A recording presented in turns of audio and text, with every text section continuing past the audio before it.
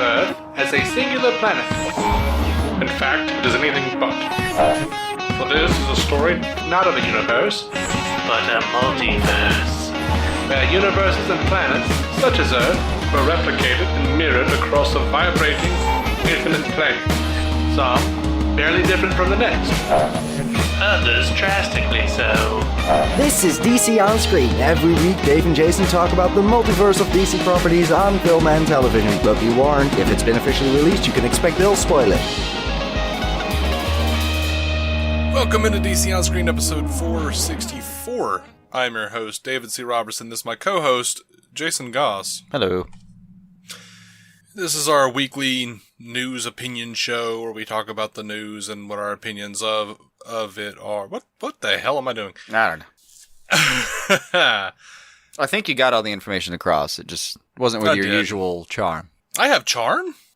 Can we call it that? I feel like if I get more specific, I'm going to get insulting as well. So I'm just going to say you have charm. I never knew I had a charm. I have my grandfather's old And there phone goes watch. the charm. Yeah, there it just slipped. Did you just feel it slither away? Yeah, kind of. Back to the used car salesman from whence it came. Leaked out of an orifice. Yeah. I'm thinking like left ear. Lower. I don't. Yeah. I want to just think left ear. Quick question. Yes. How quickly can we crawl away from that conversation? Well, they released the Blu-ray special features for Justice League. Yay! Go for it. Well, first of all, Blu-ray.com is reporting that it's 120 minutes, so that's theatrical runtime, guys. Yeah. Just go ahead and stick that in your pocket. The Walmart the Walmart version says there's a bonus scene not seen in theaters. But they do list bonus scenes, plural. So, who knows what's happening? I don't know what's happening. I looked at a number of different articles about it, and they're all a little iffy. Yeah. As far as I'm concerned. Like, I'm presuming that there will be extra deleted scenes, because I just assume that now about physical media. When you actually go buy that thing, that you get a couple of, extra minutes that you didn't get to. By and large, the most interesting special feature on this release is called The Return of Superman, bonus scenes not seen in theaters. Oh, that does sound delightful. I mean, I don't know if it's going to be in the movie. Who knows? Somebody knows, but not me. So I kind of hope you go to, like, when you go to the special features, there's this, and then and it shows you, like, the submenu. So you go into, like, the thing about Superman Returns, and then the splash screen behind it where it's asking you to press play is just, like, a sink with a used razor on it. Okay. I just think it'd be great trolling over the whole mustache gate. Oh, okay. I got you. I was thinking about, like, how everyone was, like, doing all those, like, the fan art of him with the beard, and I'm like, yeah, but when they woke him up, he didn't have a beard. Which was weird. Yeah, I don't know. I haven't seen enough corpses to really work that one out for you. I had to. I mean, supposedly your hair still grows, but that's what I hear. But I've always thought, like, I don't know. I don't know about that. Maybe if you're killed with kryptonite, it doesn't. I don't know. I mean, even if that is true, which I have my suspicions about. I could be like, yep, not for Krypton, and we just, okay. Why do you have your suspicions? It just doesn't feel right. That just doesn't feel like how chemical processes would work. Never looked into I've never snopes that one, though. So. Yeah, I've never paid attention to it really enough to... And this is hardly the venue for real journalism, so... I say screw it. Let it ride. Believe it if you want to. Yeah.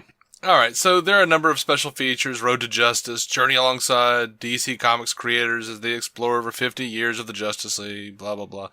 A lot of these are just going to be, like, your standard documentaries, like, little, like, creators talking about, like, well, the thing about Superman is that he was created in 1938, and he's had a lot of changes over the time, but, I mean, and then he's they're a going to powerhouse. Do, like a quick real montage, like a quick montage of all the different versions of him while they talk about it and stuff.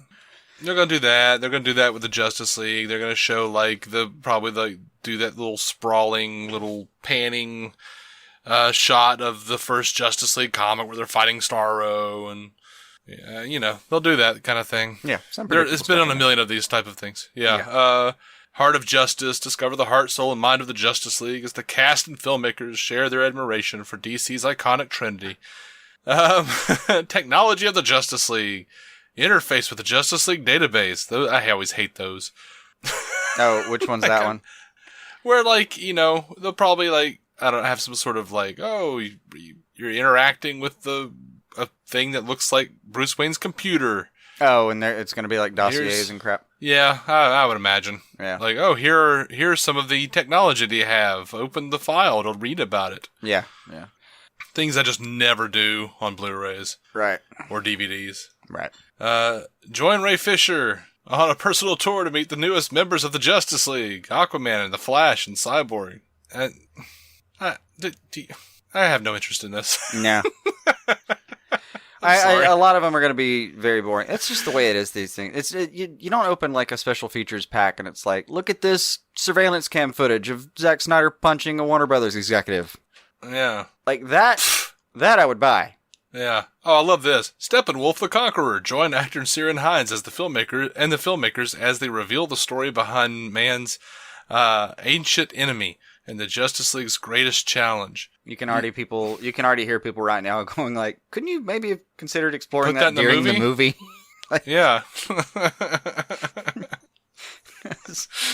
Could have used just a smattering of that somewhere if you didn't mind. Just a sprinkling even. Yeah.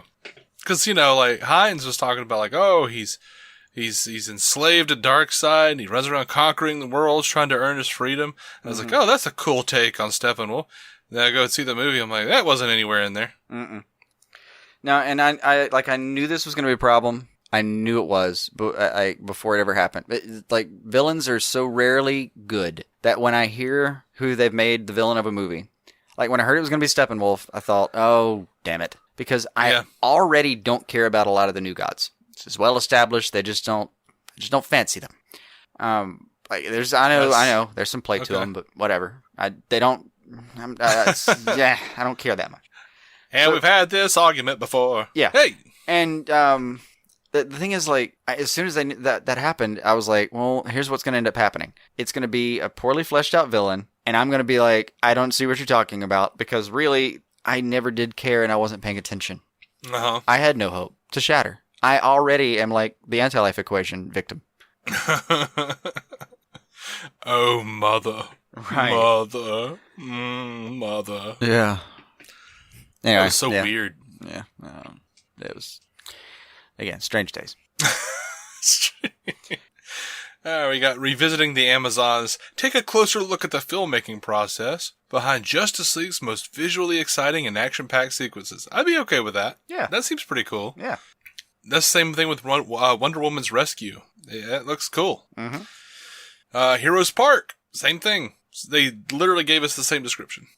Heroes Park, I'm totally down with that. Heroes Park was a fantastic sequence. I would really like to see how both of those were filmed. Yeah. Sounds great. Tunnel Battle. Again, same thing. Same thing. Mm-hmm. And costume designer Michael Wilkinson explores the innovation and artistry that goes into creating the costumes of DC's iconic heroes.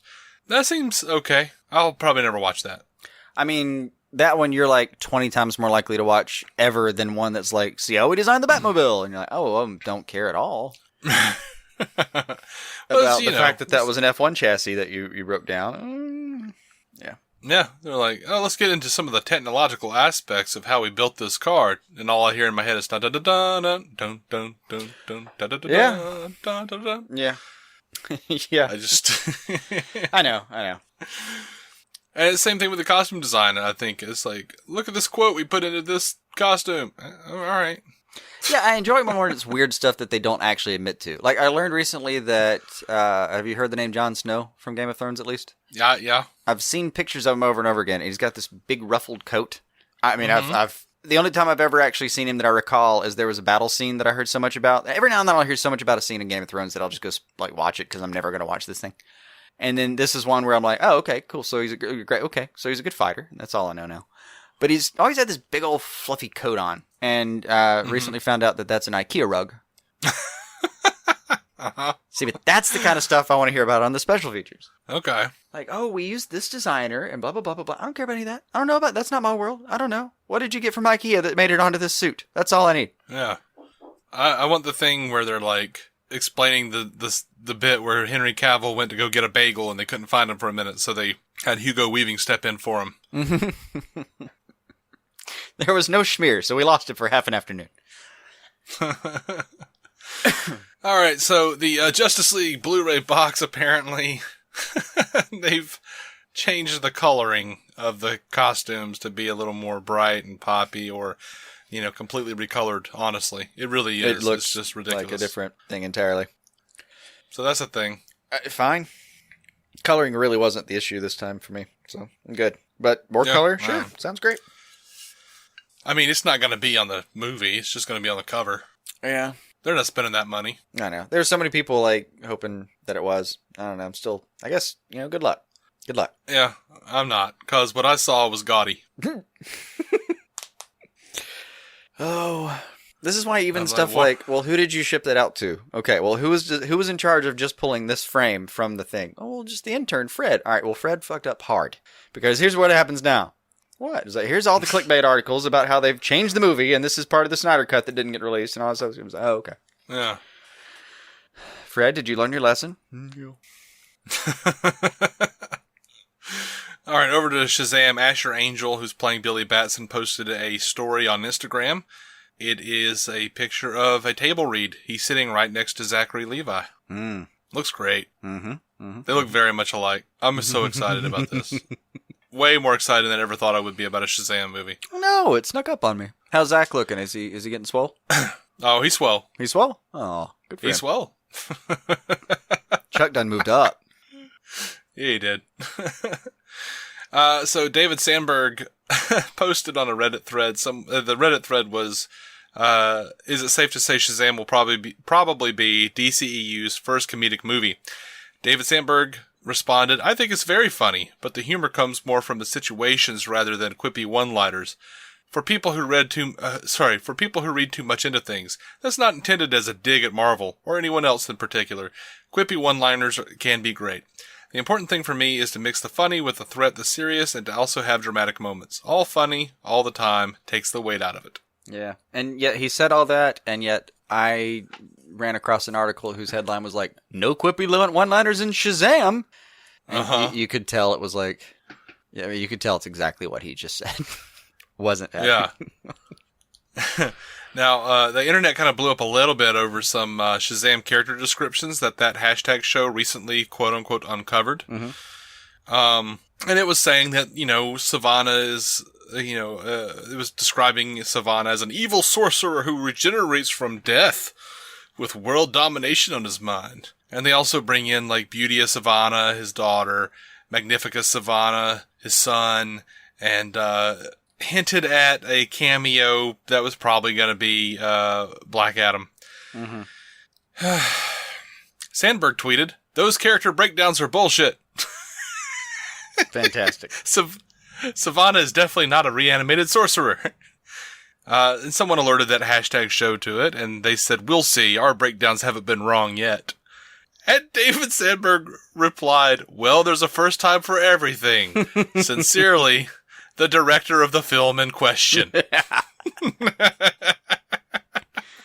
Oh, I mean, in all fairness, we use their TV breakdowns all the time. They're actually pretty close. Yeah, well, Sandberg just schooled him. Yeah. Hey. Even put like a little winky, kissy face emoji. Oh, that hurts. That has to hurt a little. Now, this is exciting, I think. The Wrap is reporting that Ron Cephas Jones of This Is Us and Mr. Robot is in talks for the role of the Wizard in Shazam. I am totally down for that. This is Bobby Fish on Luke Cage. You privy? No, Ron Cephas Jones, huh? You remember Bobby Fish from Luke Cage? He was the dude in okay. Yep. Yeah. This could work. In the shop. Yeah. Oh, yeah. I can't remember where Winston I was in This Is Us, Get but I Down. remember now. Yeah, he's a fantastic actor. I'm down for that. Yeah, he's good. And Marta Milans has been cast in Shazam, and they're not saying who she's going to be. Supposedly one of the foster parents at the home where Billy lives. And she's most known for No Tomorrow, Killer Women, and High Maintenance on television. Gotcha. Yeah, I don't know. I'm trying to remain real positive on her. In preparation for the show, I watched her in an interview. A lot of her facial tics and mannerisms reminded me of a girl I used to date, and ugh, you know. Mm-hmm. So it didn't end well. So I'm kind of like, but I'm trying to remain positive. Well, it's called acting, and you're going to have to trust it. What's that? It's called acting, and you're just going to have to trust it. Yeah. You ever do that? What? No? When you just see like an actor or something. Oh. Well, no, I know you don't do that. No. But no, we see someone like an actor or something, they remind you of like a person that you had a bad experience with in your past, and you're like, the instinct feels familiar, but I can't think of an example. Okay. But I do want to say I can empathize. Yeah. I mean, I'm sure she's a nice person. I don't know anything about her. Yeah, no. You're describing like the epitome of a superficial take is what you're describing. So. Oh, absolutely. It's not. I assume you haven't considered her person as a whole in that. Oh no. Oh, I'm quite the opposite. In fact, you know, right out and proudly mentioning like this is completely just a strange, completely an unjustified knee-jerk reaction based irrational solely on my thing very on my peculiar part. history. Yeah. Yeah. I'm sure she's fine. I get it. Totally get it. I just can't think of an example, but I honestly do for some reason feel like I've done that before. Uh-huh. Mm-hmm. So, Suicide Squad 2, Joel Kinnaman posted a picture on Instagram. We don't talk about Instagram as much as we used to anymore, but this is important. He's got a picture of himself, Jay Hernandez, Jai Courtney, with the Suicide Squad personal trainer, Brendan. Mm-hmm. And they're all doing like the two fingers. Mm-hmm. They're back to it, buddy. Mm-hmm. I think this is for Suicide Squad 2. I mean, it's... not just a peace symbol, maybe? But yeah, I would also... I would think that would be a little ridiculous. I would too. But you never know. You never know with these people. But if it's for if they're training for Suicide Squad 2, mm-hmm. then that means Jay Hernandez is not, his character is not dead. El Diablo is probably not dead then. That's kind of the bigger thing that I'm taking away from that, is somehow maybe he made it out of that. And, I know we live in like a comic book kind of world, but I just, let people die. Yeah, it might be for a flashback or something. But he's a fire demon. He could probably survive, right? I mean, yeah, essentially he's but I don't know. I'm usually firmly in the camp of like, if it's something like TV or movie, like in the comics, I totally get it. You bring them back all the time. It's like almost fun and cute to come up with new clever ways to bring somebody back. And even on TV, because it's long form, I'm okay with it a little bit more and less. But like I got annoyed because the guy in Kingsman came back. Spoilers, man. It's literally on the DVD cover. This isn't spoilers. This isn't spoilers. This is way spoilt. Super spoilt. Actually, the director even talked about it. Was like, yeah, I did not film that thinking that was going to be a part of the promotional material. I'm not happy about that. So okay. Yeah, he's pissed. Like the whole thing. I'm way on the back end of this spoiler train. But still, the sentiment though, where I watched the first one. He got killed, and I kind of thought, ooh, that's brave. I like it. And then he's back. Okay. All right. I don't know, stuff like that. It's just like, especially in movies, you're only doing a few of them in all likelihood. Just let people die. Anyway. I'll move on. All right. Well, Wonder Woman 2 is apparently going to be the first to adopt new anti-sexual harassment guidelines from the PGA, the Producers Guild of America. Mm-hmm. And on Friday, they issued a bunch of new guidelines for producers, cast, crew, other team members. They're pretty stringent new guidelines, as one might assume, based on everything that's been going on in Hollywood lately. And, yeah. I'm not going to get into all of that right now, all of the guidelines and everything, but the PGA presidents Gary Lucchesi and Lori McCreary said sexual harassment can no longer be tolerated in our industry or within the ranks of the Producers Guild membership. We are in a transitional moment. Transitional moment as a society in which we are reevaluating behavior in the workplace and beyond. Producers possess authority both on and off the set and can provide key leadership in creating and sustaining work environments that are built on mutual respect. That according to Variety. Now, that's great. I'm not getting into all the guidelines because they're kind of long and actually what I kind of thought was already probably in place to some degree, but ignored mostly. So they, You don't want to do like a breakdown of the history of sexual harassment guidelines in Hollywood right now? I kind of don't. No, not really. Because, dude, if any vehicle is built for that, it's ours. We can... Yeah, I thought it might be, but then I looked down and went, oh, but Ben Affleck turned down Flashpoint, so we need to talk about that. Yeah. But that's actually my point, is if anyone felt like digressing that long, it might be best. But I'm having trouble even finding them right now. Like, it's hard to actually get to... it'd be nice if someone would give me a couple bullet points I could just digest very quickly. But I will say this. Really neat for it to be Wonder Woman. Yeah, that's apropos. I felt. Damn Skippy. But yeah, as I mentioned though, Ben Affleck turned down the directing. According to Variety, Ben Affleck turned down the directing job on Flashpoint. And now they're in negotiations for John Francis Daley and Jonathan Goldstein of co-writing Spider-Man: Homecoming. It was gotcha. It was kind of funny though. Sorry, gotcha. It was a little bit of looking at their past. It was a bit like the Simpsons Halloween episode where Homer's about to buy the Krusty doll, and the old man goes, "The doll is cursed," and Homer goes, "That's bad." He's like, "But it comes with a free Frogurt." "Well, that's good." "The Frogurt is also cursed." "That's bad." "But it comes with your free choice of topping." "Well, that's good."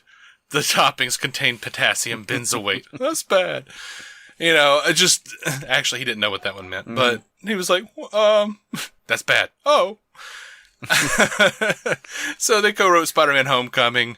That's good, I feel like, anyway. Yeah. But they wrote... Great match for the Flash's character so far. But. Yeah. They wrote Ed Helms' Vacation. Can't all be winners, man.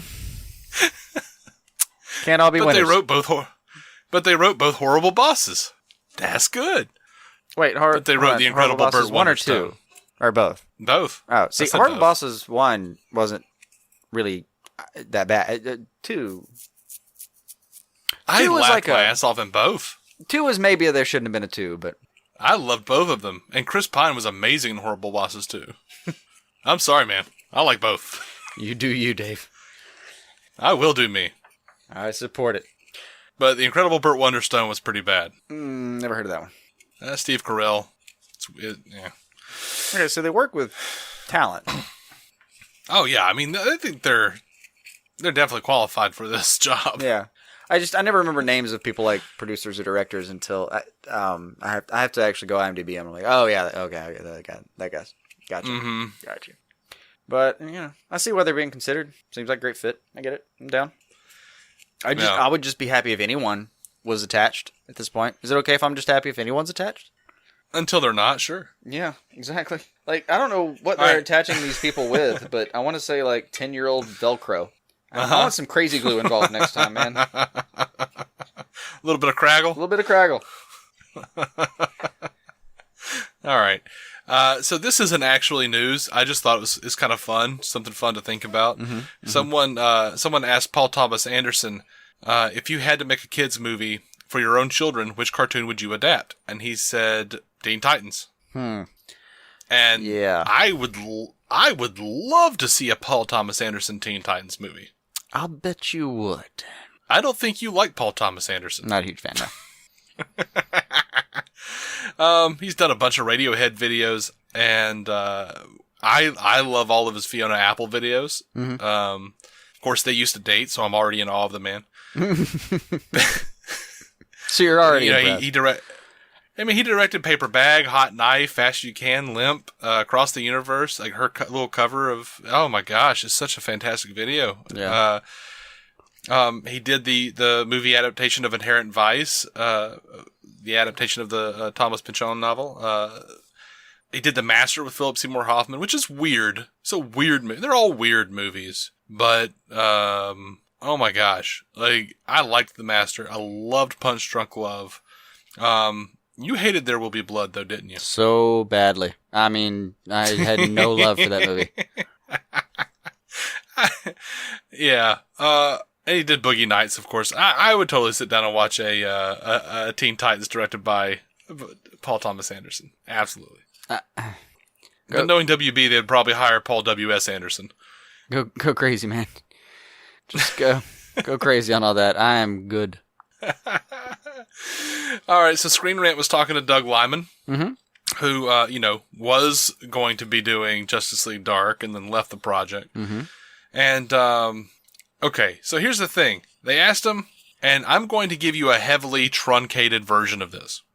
Because I don't know if you remember when we used to cover all this with Doug Liman, and how Doug Liman answers questions.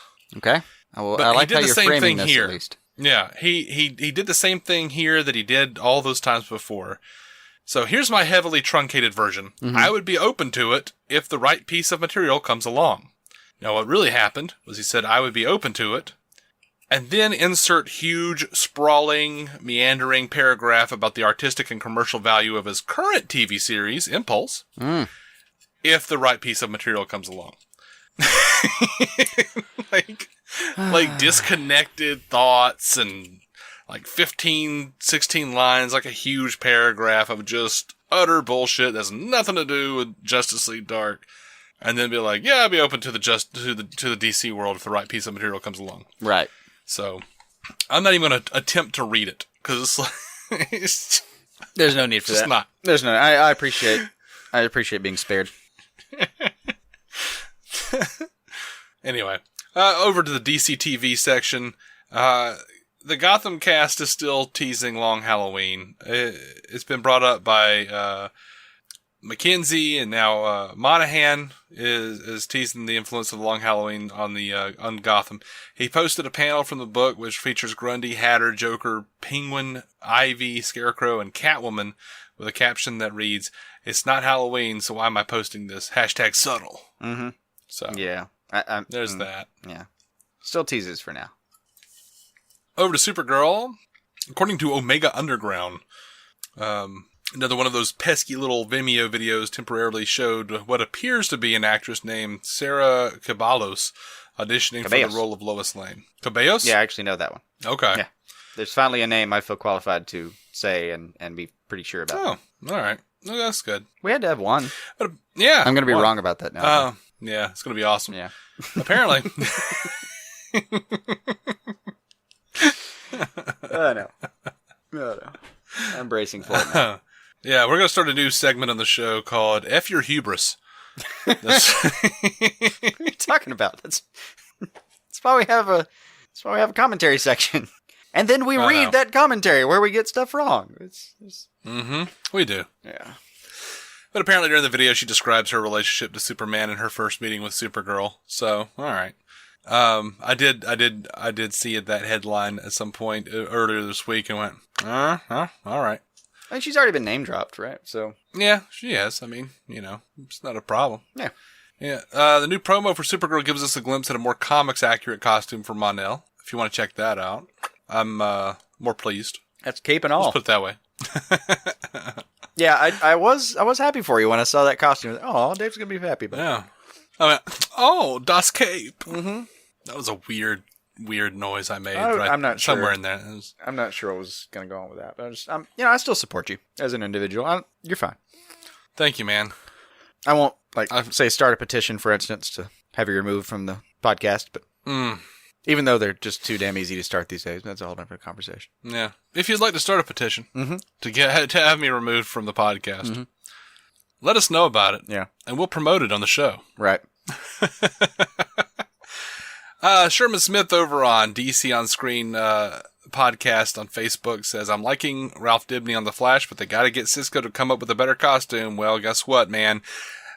They gave him a different costume, and it's better than the last one, but I still kind of hate it. I'm not sure. I got to see more than a bus shot. Yeah.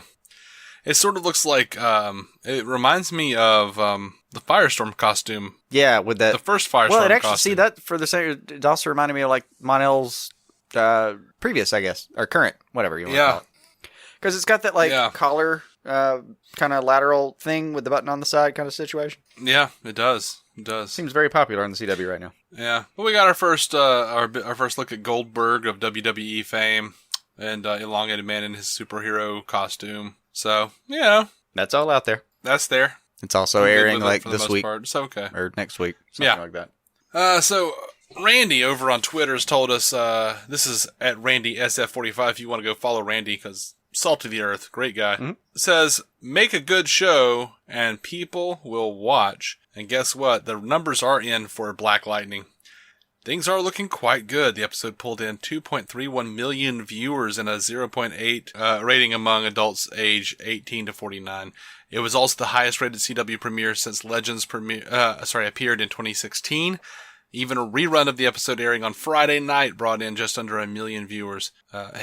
Even Twitter had it as the top trending topic during its initial airing. So things are looking quite good for the series. It did just fine. And a lot of that would just be like, okay, strong premiere, but, you know, we'll see. But like the thing that I've never seen in any of the strong premieres that we've covered is I've never seen it trend so well on Twitter. But yeah, coincidence, who knows? But I've certainly never seen Encore. Have you? Okay, good. So the thing that I've really never seen is I've never seen an Encore airing still pull in that many. That's really sad. It actually beat out like a new episode of Crazy Ex-Girlfriend that aired the same night on the CW.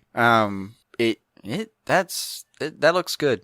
Because normally I'd be like, well, it's, you know, great premiere, but we got to see week 2, man. Or I don't know, because that's a cool starting point, but you got to know where the slope is and how far Y has to equal MX plus B at some point, and we need to know where you are on that bastard. Mm-hmm. I just suddenly remembered how to do slope. I don't know where that came from. I was confused myself.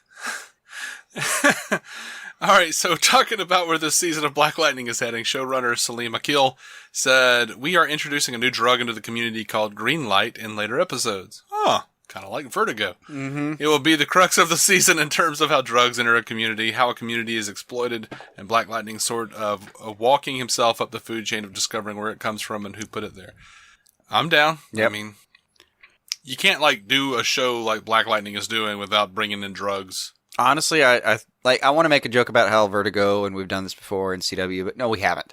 Like Black Lightning is like a 20% more mature show than anything else the CW has going on right now, I think. Absolutely, I agree. At least than anything on my radar, at least. So yeah, there's that. There's the fact that drug trafficking is a great way to get into something like that. It's a great way to get to your white whale. I mean, there's plenty. Or your Tobias whale. Yeah, tis the reference I was making. So like it's a great. There's nothing wrong with it. There's nothing wrong with it. Green light sounds like a really hilarious and kind of fun name for a drug. I got no problem with this. Mm-hmm. And I even like that it just for a second makes me think of Green Lantern. Like I wonder if like somebody in the office was like, yeah, and there's a DC feel to that I appreciate. We're gonna call it Green Light. No. Well, you know, it does remind me to mention that my fiance Bethany is still referring to the Green Arrow lights in traffic as Queen lights. Wow. Because of Green Arrow. Mm-hmm. So. That's good work. Good work. Yeah. That was hers. Mm-hmm. I was proud. Good work. I'm very proud right now. She doesn't even like try either. She'll just be like, no, I have the Queen light. All right. She just internalized it now. I think so. I know it's going to sound crazy. Dave, can I have a personal moment with you? Sure. I think you should marry that one. That's the plan. Cool.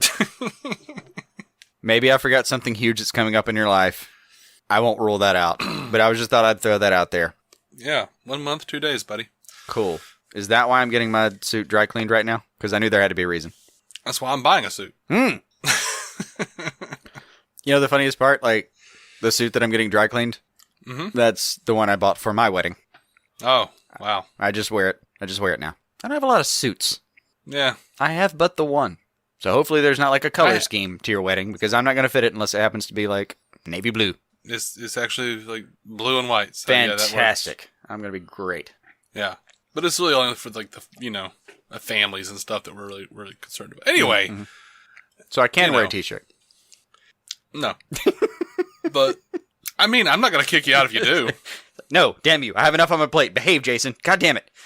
I mean, you know what else is blue is the butter robot from Rick and Morty. That shirt that I got you That with is the true. butter robot on it, that's blue. That is true. I'm not going to kick you out. No, I'm going to wear that under. I'm definitely wearing that under my actual suit now, just for you.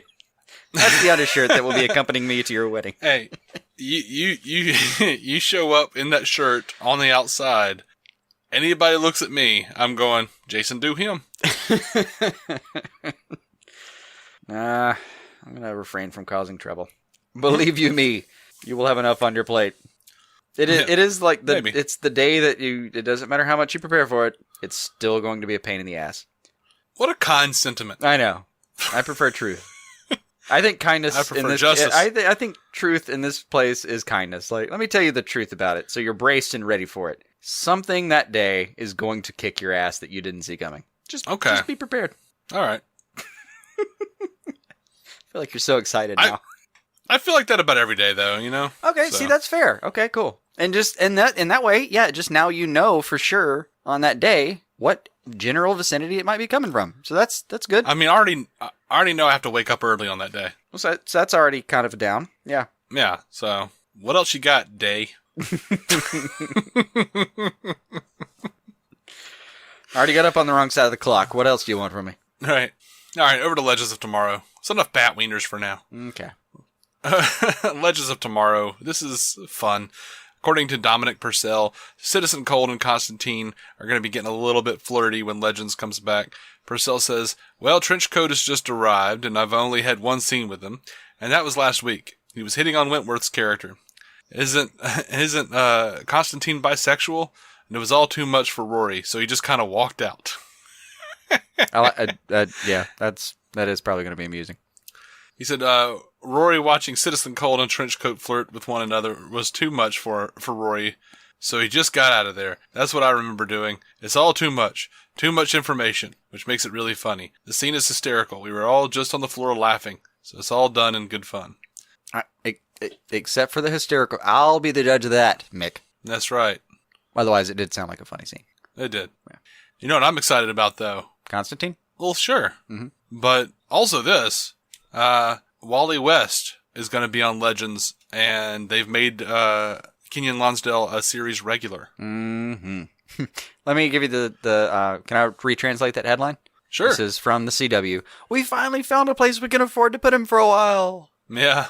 That's the reason. It's nothing against the character Kenyon. Like, they just ran out of money to have two speedsters on the Flash. Like, they kind of bit off more than they could chew. I also don't think they knew. I think it was that, and they also didn't know what to do with him. Yeah, it is it's a little difficult to plan a scene, but I think I have faith in the writers that they would have figured something out on that. They did. They threw him on for Legends. Right. Oh, you think Joe and Quentin are gonna start a support group of worried time traveling fathers, or worried series? fathers of time travelers? Can that be a series? Maybe. I want that series. What was that series with Scott Bakula, sorry, and Ray Romano and dude whose name I'm ashamed I can't remember, from the captain of Brooklyn Nine-Nine. Yeah, Men of a Certain Age. Yes, the TNT vehicle, I believe. And his name was Andre Brower. Thank you. But favorite character on Brooklyn Nine-Nine. Yeah, whose name Amazing. I'm ashamed slipped my mind. But Captain Raymond Holt. Do one of those kinds of shows, and it just be like Quentin and Joe and I don't even know who you'd throw out in that. Throw in Danny Trejo. That'd be a fun he'd be a fun third Will. Who? Machete, the guy, the gypsy's father. Oh, Trejo, yeah. Danny Trejo, yeah, okay. They finally did remember a name, and there was no reward. That saved us 0 Get time. you back. Yeah, I'd watch that show. Actually, I'm imagining it a little bit like the cafe from How It Should Have Ended, but with those three. Yeah. Yeah, I would watch that show. They all sit around in lawn chairs around Thomas Wayne's grave. Yes. There's a picture of Moira in the background. I want the fallen. I want the occasional. Oh no, that'd be like Malcolm and hologram of Jor-El.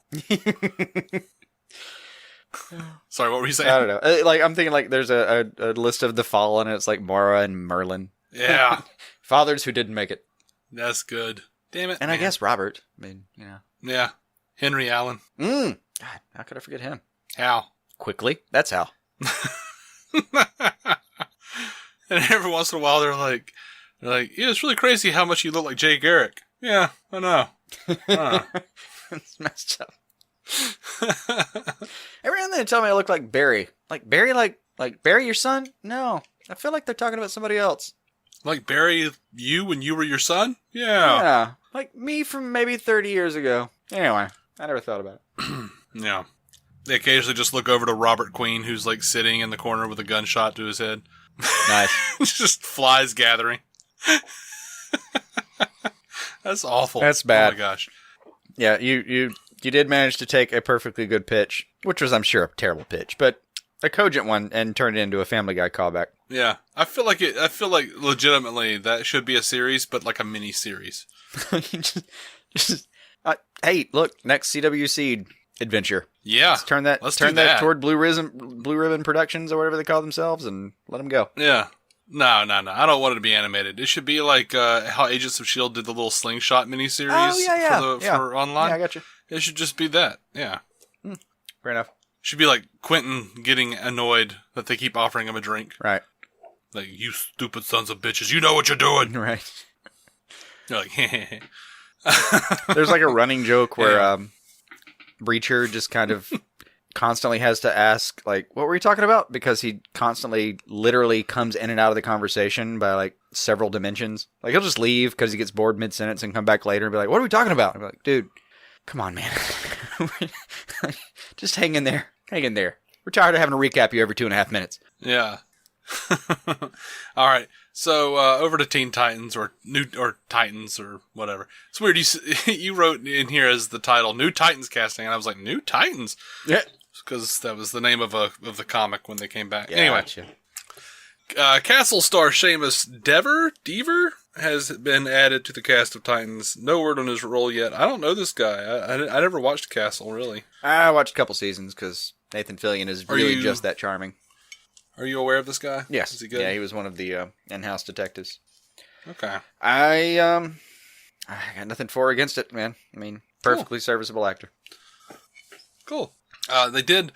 There has been a confirmation that Krypton takes place in Kandor City. Mm-hmm. I thought that was cool. Kandor is Krypton's capital city, and in the comics, Brainiac kind of steals it and miniaturizes it, and it's in the Fortress of Solitude. Mm-hmm. And Superman's always like, one day I'll figure out how to make him normal sized again. Mm-hmm. So, yeah, that's pretty cool. It's just a fun little back of his head problem. Yeah, I'll get to that. Like, it feels like it's like a thing in his garage that he knows is broken. They could probably fix. Yeah, but he kind of doesn't want to probably deal with like the Kryptonians on Earth, so he's like, they're happy, right? But yeah, but like it's happy. like it feels to me like it's like, well, it's like one of those things where it's like, I mean, the first thing I'd have to do is buy a $350 tool, and it might not even work. I don't really feel like it. Yeah, I know it's like not Batman's that flippant. like, I don't. And Batman like calls him and is like, hey man, did you ever figure out what you're going to do about Kandor? I mean, you know I can help. No, I'm good. I forgot about that. I'm good. You know. Like, I mean, Clark, I can come over. Like, I've got like this de-shrinking rate. No, you're good. Like, we can call. I mean, we don't even know what would happen. We can call up Ray. We can, like, Mr. Terrific's probably free. Like, we can. We can put some brain space on this thing, man. If you want to. Just I'm a little busy. Yeah. What are you doing? It's Kandor taking me forever actually to catalog some of the stuff in the fortress. You literally move at the speed of light. Yeah, it takes a while.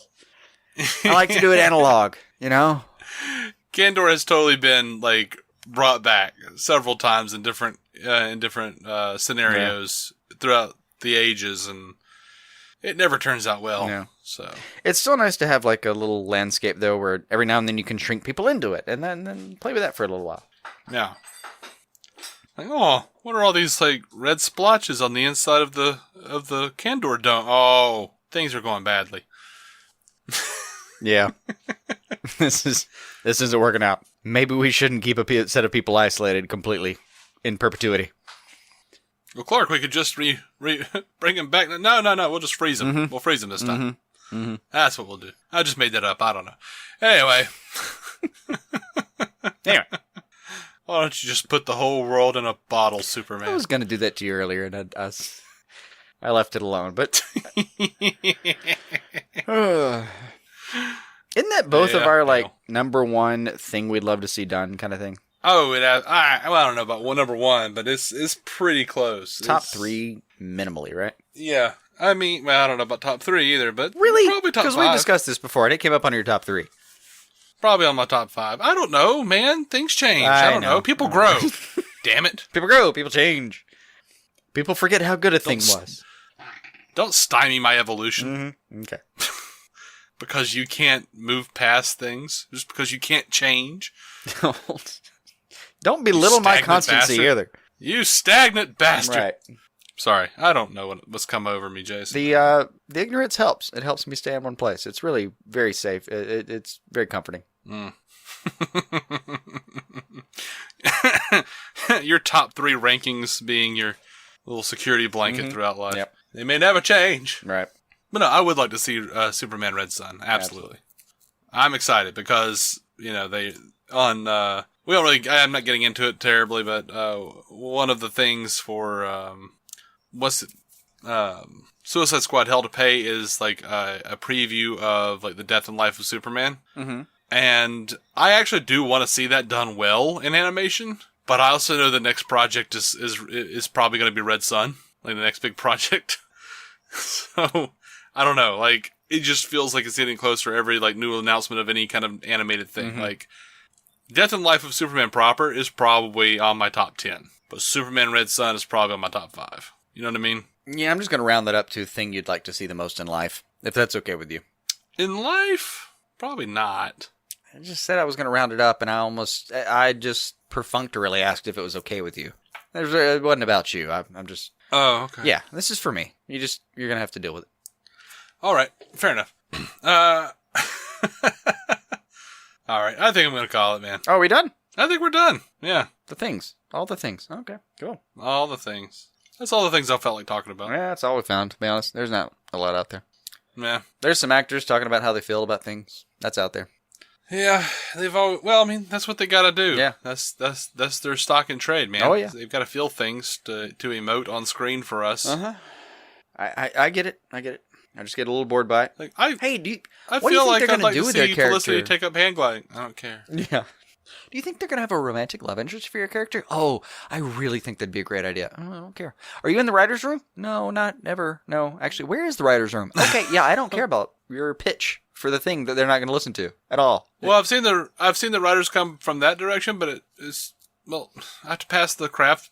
Is that also is there a chance that is also where they're keeping the food? Maybe. Okay. Are you on a set where the writers are actually allowed to touch the food? Oh, no, not at all. I assume they were restocking. Okay. No. Where are the bathrooms? Oh, that makes sense. I've seen them coming from the bathrooms.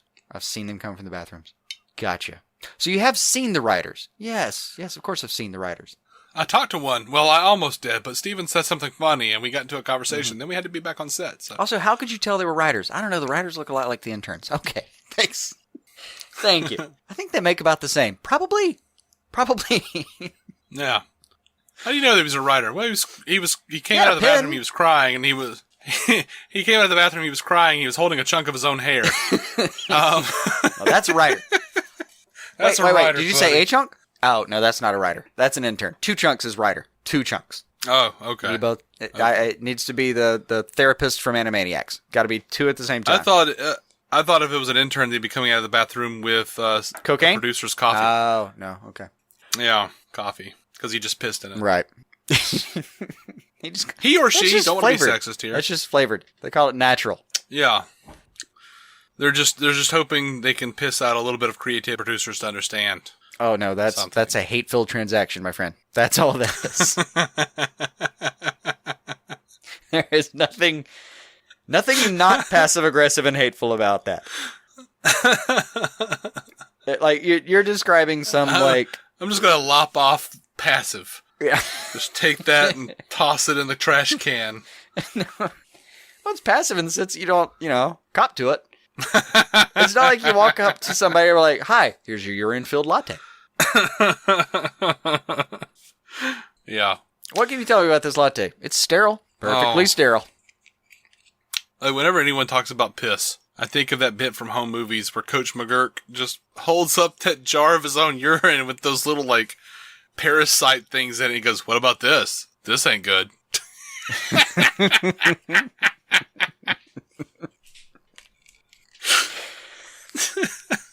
Yeah. There's also a thing earlier in the series where like they're out camping and someone pisses in something. It's a whole thing that's hilarious. If you guys haven't seen Home Movies, it's fantastic. It's really worth your time. It's a solid little animated series. Anyway, we are DC On Screen. You can find every episode at DCOnScreen.com. You know what we haven't had in a long time? A voicemail. We haven't had a voicemail in a really long time. Yeah, that's true. Do you remember what the number is, Jason? 205-259-6331. Oh my goodness. One more time for the people who aren't as quick as you are, buddy. 205-259-6331. That's awesome. I'm so glad you remember the phone number that I set up like 4 years before I knew you. Yeah, I don't know. But that is where we receive our voicemails. My memory is a cavernous, bizarre entity that I will never get my head around. Mm-hmm. So it really is. And we tweet at DC On Screen. Sticks? Great. We tweet at DC On Screen. We're on Facebook at DC On Screen. You can find us there.